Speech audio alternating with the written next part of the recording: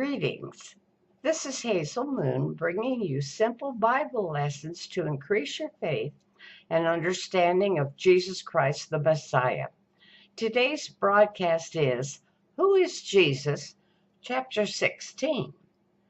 Jesus casts out devils, he heals a woman, and he raises the dead. Today's message is taken from Mark chapter 6, the English Standard Version.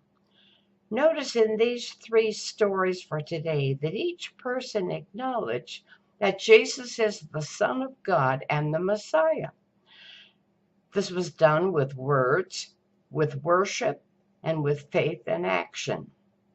The storm was now quiet, and Jesus and his disciples in the boat had crossed to the other side, arriving in the country of the Gergesenes.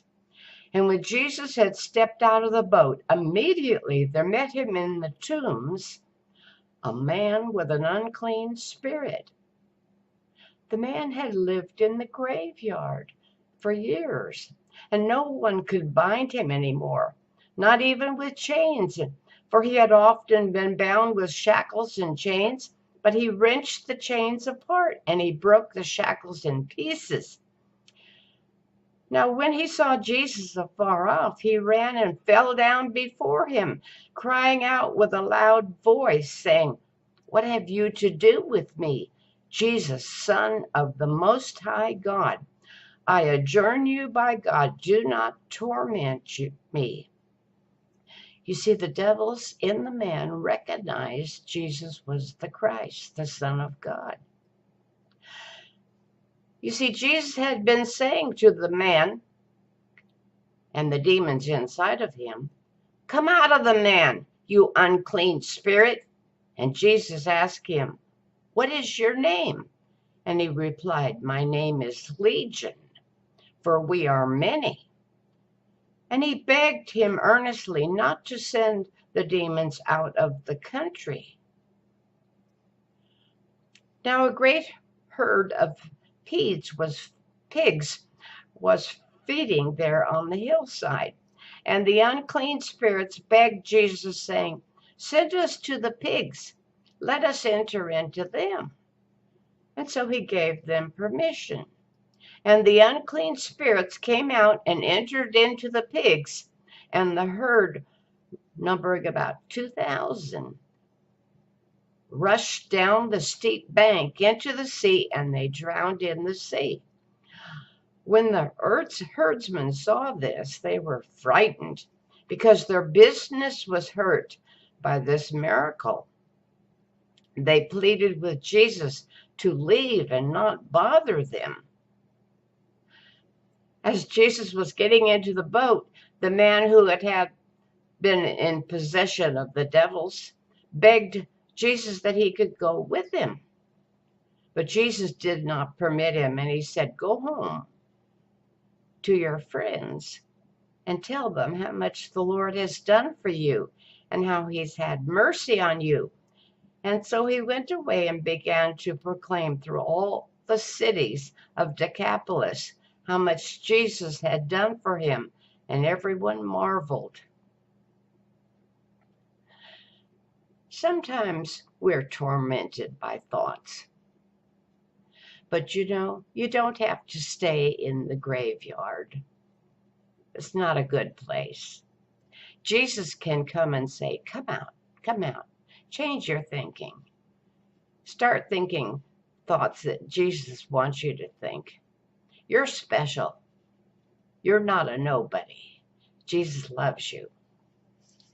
Now, when Jesus had crossed again to the other side, a great crowd gathered about him, and he was beside the sea. Then came out one of the rulers of the synagogue, Jairus by name, and seeing him, he fell down at his feet and worshipped him and implored him earnestly, saying, "My little daughter is at the point of death. Come and lay your hands on her so that she may be made well and live." And Jesus went with him. Well, there was a great crowd following Jesus, and they thronged about him, pushing and shoving. And there was a woman with a discharge of blood who for 12 years had suffered much under many physicians. She spent all of her living, that the money that she had, and she was no better. In fact, she was worse. She'd heard the reports about Jesus, and so she came up behind him in the crowd and reached out and touched his garment. For she said within herself, if I may only touch the hem of his garment, I will be made well. And immediately the flow of blood dried up, and she felt in her body that she was healed of her disease. And Jesus, perceiving in himself that power had come out from him, he said, who touched me? Well, he looked around to see who it was. And the disciples said to him, well, you see all the crowd pressing around you, and yet you say, who touched me? But the woman, knowing what had happened to her, she came in fear and trembling, and she fell down before Jesus and worshiped him. And she told him the whole truth. And he said to her, daughter, your faith has made you well. Go in peace and be healed of your disease. Some of us have suffered for many years what the physicians have tried to do to help us. And they do help. But you know, if you can reach out and touch the hem of Jesus' garment, he can make you well and much better. So, as your faith be it unto you, reach out and touch Jesus. So while Jesus was yet speaking, there came from the ruler's house some that said, oh, your daughter is dead, so don't trouble the master any longer.